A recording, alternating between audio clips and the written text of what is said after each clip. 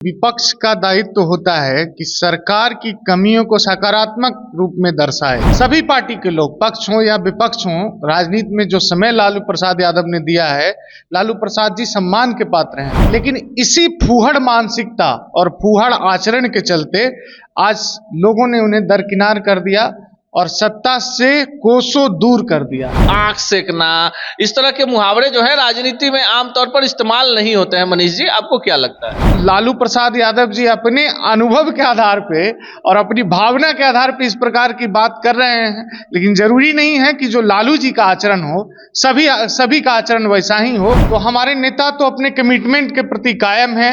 उन्होंने कहा कि हम बिहार की तस्वीर यहां तक जब तक नहीं बदल दें, जब तक दूसरे प्रदेश के लोग बिहार में रोजगार के लिए नहीं आने लगे, तब तक मैं बिहार फर्स्ट और बिहारी फर्स्ट के एजेंडे पे संघर्ष करता रहूंगा। बिहार की राजनीति में जो सवाल अभी सबसे ज्यादा चर्चा में है वह विपक्ष का सवाल है। लगातार बिहार के मुख्यमंत्री नीतीश कुमार पर हमले हो रहे हैं।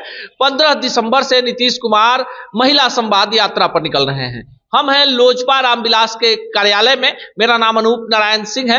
आप सच टॉक्स के डिजिटल प्लेटफॉर्म को देख रहे हैं। हमारे साथ पार्टी के प्रदेश प्रवक्ता मनीष सिंह जी हैं।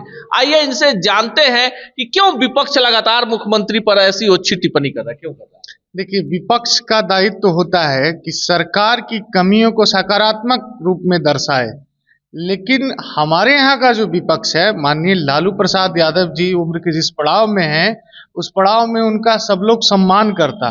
सभी पार्टी के लोग, पक्ष हो या विपक्ष हो, राजनीति में जो समय लालू प्रसाद यादव ने दिया है, लालू प्रसाद जी सम्मान के पात्र हैं। लेकिन इसी फूहड़ मानसिकता और फूहड़ आचरण के चलते आज लोगों ने उन्हें दरकिनार कर दिया और सत्ता से कोसों दूर कर दिया। और लालू जी चाहते हैं कि उनके बेटा भी इतना ही दूर रहे, राजनीति से इतनी ही दूरी बना के रखे, तो इस प्रकार की बात कर रहे हैं। अब लालू जी अपने अनुभव के आधार पे जो कुछ भी कह रहे हैं, अपने अनुभव के आधार पे कह रहे हो। लेकिन जिस तरह से आंख सेकना, इस तरह के मुहावरे जो है राजनीति में आमतौर पर इस्तेमाल नहीं होते हैं। मनीष जी, आपको क्या लगता है? देखिए, ये लोकतंत्र में आजादी तो सबको है, लेकिन आजादी का मतलब ये नहीं है कि मर्यादाएं की सीमा लांघ जाए। लालू प्रसाद यादव जी, तेजस्वी यादव जी भी पूर्व में बहुत सारे यात्राएं पे निकले हैं। तो हो सकता है कि इन यात्राओं का जो उनका अनुभव रहा है और जो आचरण रहा है, उसी के आधार पे है। क्या ना कि रामचरितमानस में भी कहा गया है कि अपना दिल से जानिए पराया दिल का हाल। तो लालू प्रसाद यादव जी अपने अनुभव के आधार पे और अपनी भावना के आधार पे इस प्रकार की बात कर रहे हैं, लेकिन जरूरी नहीं है कि जो लालू जी का आचरण हो सभी का आचरण वैसा ही हो। कभी कभी अपने अनुभव को दरकिनार करके दूसरे के व्यक्तित्व से भी सीखना चाहिए। लेकिन सीधे सीधे विपक्ष आरोप लगा रहा है 225 करोड़ रुपए खर्च हो रहे हैं। आप लोग भी बिहार फर्स्ट, बिहारी फर्स्ट का नारा दे रहे हैं। आपके नेता बार बार कहते हैं कि आज भी मुद्दे पे हम कायम हैं। हमारे मुद्दे पे तो नेता कायम है ही। हमारी विगत 2 दिसंबर को बैठक हुई पटना में और 7 बड़ी कंपनियां फूड प्रोसेसिंग की बिहार में चिराग पासवान जी ने आमंत्रित किया और वो आने के लिए तैयार है, बिहार में निवेश के लिए तैयार है और लगभग 5000 लोगों का रोजगार का अवसर उन्होंने सृजित किया है। तो हमारे नेता तो अपने कमिटमेंट के प्रति कायम है। उन्होंने कहा कि हम बिहार की तस्वीर यहां तक जब तक नहीं बदल दें, जब तक दूसरे प्रदेश के लोग बिहार में रोजगार के लिए नहीं आने लगे, तब तक मैं बिहार फर्स्ट और बिहारी फर्स्ट के एजेंडे पे संघर्ष करता रहूंगा और संघर्ष कर रहे हैं।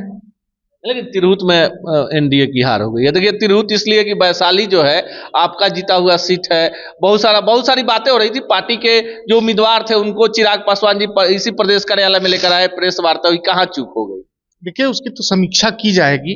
हार किन कारणों से हुई, हार किन विश्वासघाती लोगों के कारण हुई, या हमें पर्याप्त समय नहीं मिला, प्रत्याशी वहां नए थे और जो हमारे पुराने वहां के नेता थे आदरणीय देवेश चंद्र ठाकुर जी ने उस पद को कई बार सुशोभित किया। और उसके बाद यह चुनाव उपचुनाव था, तो उपचुनाव के दौरान पर्याप्त समय नहीं मिला। शिक्षकों के बीच गलत मैसेज जो है वो फ्लैश किया गया और उसी से कहीं ना कहीं लोगों में कंफ्यूजन हुई। लेकिन एनडीए सरकार जो काम की है, जो नीतीश कुमार जी और माननीय प्रधानमंत्री जी के नेतृत्व में बदलाव हुआ है विकास में, उन बातों को सही तरीका से पहुंचाने में लोग अक्षम रहे हैं। अगले बार बेहतर प्रयास होगा और निश्चित ही जिस प्रकार से बिहार विधानसभा उपचुनाव के नतीजे आए हैं, 4 में 4 हम लोगों ने जीता, अगले चुनाव में भी जीतेंगे।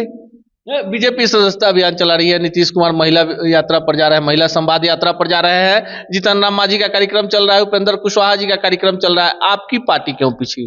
हमारी पार्टी का भी आपने देखा नहीं है, अभी तो तैयारियां चल रही है, नव संकल्प महासभा की तैयारी है और भव्य कार्यक्रम होगा। बिहार स्तर पे अभी समीक्षा कार्यक्रम चल रहा है। हमारे बिहार प्रदेश के प्रभारी आदरणीय अरुण भारती जी के नेतृत्व में समीक्षा की टीम निकल चुकी है। कई जिलों का समीक्षा हो गया है, समीक्षा क्रियान्वयन की भी टीम बन गई है। अब उन समीक्षा रिपोर्टों को लागू कराया जाएगा और उसके बाद माननीय नेता का कार्यक्रम निर्धारित किया जाएगा जिलों में, और प्रदेश स्तर पे एक व्यापक कार्यक्रम होगा, नव संकल्प महासभा, उसकी तैयारी चल रही है। कार्यकर्ता प्रखंड स्तर तक इसमें लग गए हैं, अब इसको मूल रूप देना बाकी।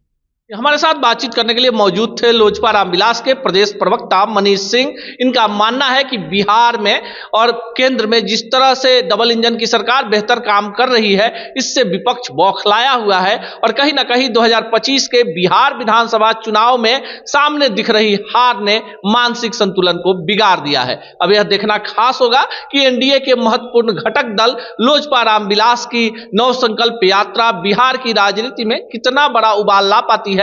पर कहीं ना कहीं चिराग पासवान ने एनडीए के अंदर खुद की जो महत्ता है उसे तो सिद्ध किया है। बिहार विधानसभा चुनाव में भी अपने पार्टी की तरफ से कई मजबूत सीटों की दावेदारी भी रख दी है।